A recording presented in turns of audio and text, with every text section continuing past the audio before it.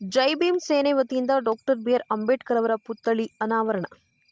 ಯಲಹಂಕ ವಿಧಾನಸಭಾ ಕ್ಷೇತ್ರದ ದಾಸನಪುರ ಹೋಬಳಿ ದಾಸನಪುರ ಗ್ರಾಮದಲ್ಲಿ ಡಾಕ್ಟರ್ ಬಿ ಆರ್ ಅಂಬೇಡ್ಕರ್ ಅವರ ಪುತ್ಥಳಿಯನ್ನು ಸಂಘದ ಅಧ್ಯಕ್ಷರು ಮತ್ತು ಪದಾಧಿಕಾರಿಗಳು ಉದ್ಘಾಟಿಸಿದರು.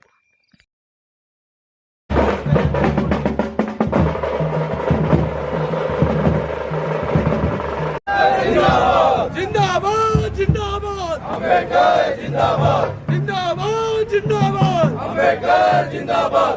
ದಾಸನಪುರದಲ್ಲಿ ಶಾಖೆ ಇತ್ತು.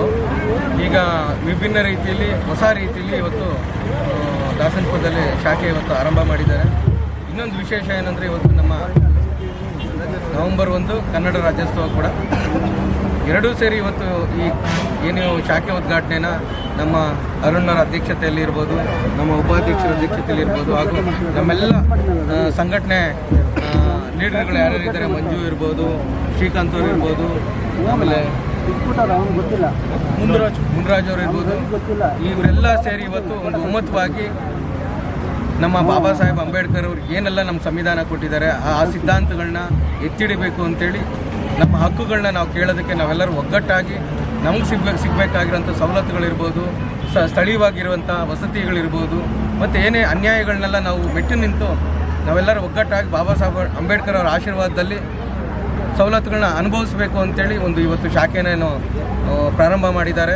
ಅವರೆಲ್ಲರಿಗೂ ಕೂಡ ನಮ್ಮ ರಾಜ್ಯ ಸಮಿತಿ ಕಡೆಯಿಂದ ಹೃತ್ಪೂರ್ವಕವಾದ ಧನ್ಯವಾದಗಳನ್ನ ಅರ್ಪಿಸ್ತಾ ಇದ್ದೀವಿ. ಹಾಗೆ ನಮ್ಮ ರಾಜ್ಯ ಲೀಡರ್ಗಳಾದ ನಾಗರಾಜ್ ಇರ್ಬೋದು, ವಕೀಲರು, ಹಾಗೆ ನಮ್ಮ ಮಂಜು ಇರ್ಬೋದು, ಇವತ್ತೆಲ್ಲರೂ ಒಗ್ಗಟ್ಟಾಗಿ ನಾವೆಲ್ಲ ಸೇರಿ ಇವತ್ತು ಒಂದು ಶಾಖೆನ ಉದ್ಘಾಟನೆ ಮಾಡಿದ್ದೀವಿ.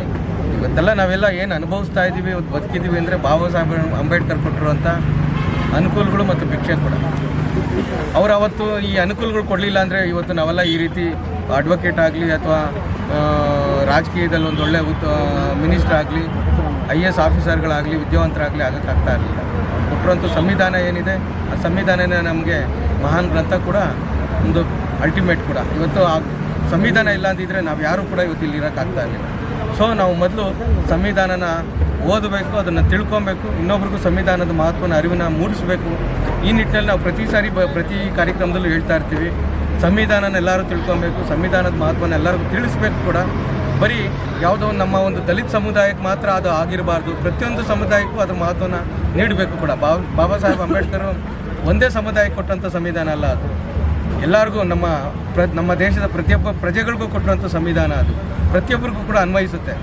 ಯಾರೋ ಒಬ್ಬರು ಒಂದೇ ಜಾತಿಗೆ ಅವ್ರನ್ನ ಸೇರಿಸಿ ತಪ್ಪು ಮಾಹಿತಿನ ನೀಡ್ತಾವ್ರೆ. ಆ್ಯಕ್ಚುಲಿ ಹೇಳ್ಬೇಕಾದ್ರೆ ಎಲ್ಲ ಸಮುದಾಯಕ್ಕೂ ಕೊಟ್ಟುವಂಥ ಸಂವಿಧಾನ. ಇವತ್ತು ಎಲ್ಲರೂ ಸಂವಿಧಾನದ ಅಡಿಯಲ್ಲಿ ಸವಲತ್ತುಗಳನ್ನ ಪಡ್ಕೊತಾವ್ರೆ. SC/STಗಳಿಗಿಂತ ಬೇರೆ ಸಮುದಾಯದವರೇ ಅದರ ಅನುಕೂಲಗಳು ಜಾಸ್ತಿ ಪಡ್ಕೊತಾ ಇರೋದು. ಸೊ ನಾವೇ ಕಮ್ಮಿ ಹೇಳಬೇಕು ಅಂದರೆ. ಸೊ ಅದಕ್ಕೆ ಹೇಳೋದು, ಅಂಬೇಡ್ಕರ್ ಅವರು ಬಹುಜನರ ನಾಯಕರು. ಅವರು ಸಮಾಜದ ಎಲ್ಲ ಪೀಳಿಗೆಗೂ ಕೂಡ ಅವರು ಒಂದು ಒಳ್ಳೆಯ ಸಂದೇಶನ ಕೊಟ್ಟಿದ್ದಾರೆ, ಒಳ್ಳೆ ಕೆಲಸನ ಮಾಡಿಕೊಟ್ಟಿದ್ದಾರೆ. ಮತ್ತು ಅವರು ವಿಶ್ವ ನಾಯಕರು ಕೂಡ. ಅವರು ಬರೀ ದೇಶಕ್ಕೆ ಅಲ್ಲ, ನೋಡಿ ಮೊನ್ನೆ ಲಂಡನಲ್ಲಿ ಕೂಡ ಒಂದು ದೊಡ್ಡ ಪ್ರತಿಮೆನ ಅನಾವರಣ ಮಾಡಿದ್ದಾರೆ. ಅಂದರೆ ಅವರ ವಿಚಾರಗಳು, ಅವರ ಮಹತ್ವ, ಅವರ ಶಕ್ತಿ ಎಲ್ಲಿವರೆಗೂ ಇದೆ ಅಂತ ನಾವು ಅರ್ಥ ಮಾಡ್ಕೋಬೇಕು. ಬರೀ ನಮ್ಮ ದೇಶಕ್ಕೆ ಮಾತ್ರ ಸೀಮಿತ ಆಗಿಲ್ಲ, ಅದು ಲಂಡನಲ್ಲೂ ಕೂಡ ಆಚರಣೆ ಮಾಡ್ತಾವ್ರು. ಅಂದರೆ ವಿಶ್ವ ನಾಯಕ ಅನ್ನೋದರಲ್ಲಿ ಎರಡು ಮಾತಿಲ್ಲ. ಆ ನಿಟ್ಟಿನಲ್ಲಿ ನಾವೆಲ್ಲರೂ ಒಗ್ಗಟ್ಟಾಗಿ, ನಾವು ಒಂದೇ ಸಮುದಾಯ ಅನ್ನೋದು ಮನಸ್ಸಲ್ಲಿ ಬಿಟ್ಟು ನಾವೆಲ್ಲ ಬಹುಜನರು, ನಾವೆಲ್ಲ ಒಟ್ಟಾಗಿದ್ದೀವಿ ಅಂತ ಮನಸ್ಥಿತಿ ಇಟ್ಕೊಂಡು ನಾವೆಲ್ಲರೂ ಒಗ್ಗಟ್ಟಾಗಿ ಹೋರಾಟ ಮಾಡಬೇಕು, ನಮ್ಮ ಸವಲತ್ತುಗಳನ್ನ ಪಡ್ಕೊಬೇಕು.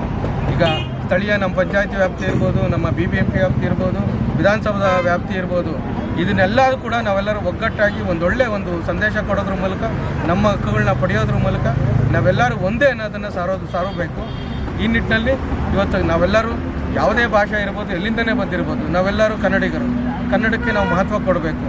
ನಮ್ಮದೇ ಆದ ಒಂದು ಭಾಷೆ ಇದೆ, ಹಾಗಂತ ಯಾವುದೇ ಭಾಷೆ ನಾವು ತೊಡೆದಾಕೋದು ಬೇಡ. ಅದನ್ನು ಪ್ರೀತಿಸೋಣ, ನಮ್ಮ ಕನ್ನಡನೂ ಪ್ರೀತಿಸೋಣ ಅನ್ನೋದ್ರ ಮೂಲಕ ನಾವೊಂದು ಇವತ್ತು ದಾಸನಪುರದ ಶಾಖೆ ಓಪನ್ ಮಾಡೋದ್ರ ಮೂಲಕ ಎಲ್ಲರಿಗೂ ಕೂಡ ಒಳ್ಳೆಯದಾಗಲಿ. ಬಾಬಾ ಸಾಹೇಬ್ ಅಂಬೇಡ್ಕರ್, ಬುದ್ಧ, ಬಸವ ಎಲ್ಲರೂ ಅವರ ಆಶೀರ್ವಾದ ಎಲ್ಲರಿಗೂ ಸಿಗಲಿ ಅಂತೇಳಿ ಈ ಮೂಲಕ ನಾನು ಕೇಳ್ಕೊತಾ ಇದ್ದೀನಿ. ದಾಸನಪುರದಲ್ಲಿ ಇವತ್ತು ಬಾಬಾ ಸಾಹೇಬ್ ಅಂಬೇಡ್ಕರ್ ಅವರ ಪ್ರತಿಮೆಯನ್ನು ಉದ್ಘಾಟನೆ ಮಾಡೋದು ನಮಗೆ ತುಂಬ ಒಂದು ಶಕ್ತಿ ಬಂದಂತಾಗಿದೆ. ಅದರಲ್ಲೂ ನಮ್ಮ ಅನಂತ್ ಸರ್ ಅವರು ಜೈ ಭೀಮ್ ಸೇನೆ ಅಧ್ಯಕ್ಷರು ಬಂದು ಉದ್ಘಾಟನೆ ಮಾಡಿರೋದು ನಮಗೆ ಇನ್ನೂ ಸ್ವಲ್ಪ ಹುಮ್ಮಸ್ಸು ಬಂದಿದೆ. ಹಾಗಾಗಿ ಪ್ರತಿಮೆ ಉದ್ಘಾಟನೆ ಮಾಡೋಕ್ಕೆ ಎಲ್ರಿಗೂ ಸಹ, ನಮ್ಮ ದಾಸಪುರ ಗ್ರಾಮಸ್ಥರೆಲ್ಲರಿಗೂ ಸಹ ನಾನು ಪ್ರಥಮವಾಗಿ ಸ್ವಾಗತವನ್ನು ಬಯಸ್ತೇನೆ. ಇದೇ ರೀತಿ ಪ್ರತಿಮೆಯನ್ನು ಉದ್ಘಾಟನೆ ಮಾಡಿ ಅದನ್ನು ಹಾಗೇ ಬಿಡದಲೆ ಅವರ ಜಯಂತಿ ದಿವಸ, ಅವರ ಡೆತ್ ಸೆರೆಮನಿ ದಿವಸ, ಆಮೇಲೆ ಕಾನೂನು ಅರಿವಿನ ಇದು ಮೂಲಕ ಪಂಚಾಯತಿನಲ್ಲಾಗಲಿ, ನಮ್ಮ ಅನಂತ್ ಸರ್ ಹೇಳ್ದಂಗೆ ಪಂಚಾಯತಿನಲ್ಲಾಗಲಿ, ತಾಲೂಕ್ ಪಂಚಾಯತಿನಲ್ಲಾಗಲಿ 33 ಇಲಾಖೆಗಳಿದೆ. ಆ 33 ಇಲಾಖೆಗಳಲ್ಲೂ ಸಹ ಪರಿಶಿಷ್ಟ ಜಾತಿ ವರ್ಗದವ್ರಿಗೆ ತುಂಬ ಸವಲತ್ತಿದೆ. ಆ ಸವಲತ್ತನ್ನು ಪಡ್ಕೊಳ್ಳೋ ಮುಖಾಂತರ ನಾವು ನಮ್ಮ ಏಳಿಗೆಯನ್ನು ಪಡ್ಕೋಬೇಕು ಅಂತ ಇವತ್ತು ನಾನು ತಿಳಿಸ್ತಾ ಇದ್ದೀನಿ ನಮ್ಮ ದಲಿತರಿಗೆ. ಇಲ್ಲಿ ನೆರವೇರಿಸಿದಂಥ ಎಲ್ಲ ನನ್ನ ಜೆಪಿಎಂಸಿ ಸಂಘದ ಪದಾಧಿಕಾರಿಗಳಿಗೆ, ಹಿರಿಯರಿಗೆ ಮತ್ತು ಇಲ್ಲಿ ನಮ್ಮ ರಾಜ್ಯಾಧ್ಯಕ್ಷರಿದ್ದಾರೆ ಅವರಿಗೆ ಎಲ್ಲರಿಗೂ ಫಸ್ಟ್ ನನ್ನ ಧನ್ಯವಾದಗಳನ್ನು ಹೇಳ್ತಾ ಇದ್ದೀನಿ. ಮತ್ತು ಏನು ದಾಸನಪುರದಲ್ಲಿ ನಾವು ಜೆಪಿಎಂ ಸೇನೆ ಸಂಘ ಹೊಸದಾಗಿ ಇನಾಗ್ರೇಷನ್ ಮಾಡಿದ್ದೀವಿ ಮತ್ತು ನಮ್ಮ ಬಾಬಾ ಸಾಹೇಬರ ಒಂದು ಅನಾವರಣ ಮಾಡಿದ್ದೀವಿ. ಅದು ಎಲ್ಲ ತುಂಬ ನಮ್ಮ ಹುಡುಗರು ಸಪೋರ್ಟಿಂದ ನಾವು ಇದನ್ನೆಲ್ಲ ಮಾಡಿಕೊಂಡು ಇಷ್ಟು ಬಂದಿದ್ದೀವಿ. ಸೊ ಇದನ್ನು ನಾವು ಬೆಳೆಸ್ಕೊಂಡು ಹೋಗ್ತೀವಿ ಮತ್ತು ಉಳಿಸ್ಕೊಂಡು ಹೋಗ್ತೀವಿ ಮತ್ತು ಮುಂದೆ ಯಾವುದೇ ಒಂದು ಒಳ್ಳೆಯ ಕಾರ್ಯಕ್ರಮನ ಇದರಿಂದ ನಾವು ಮಾಡ್ತೀವಿ ಅಂತ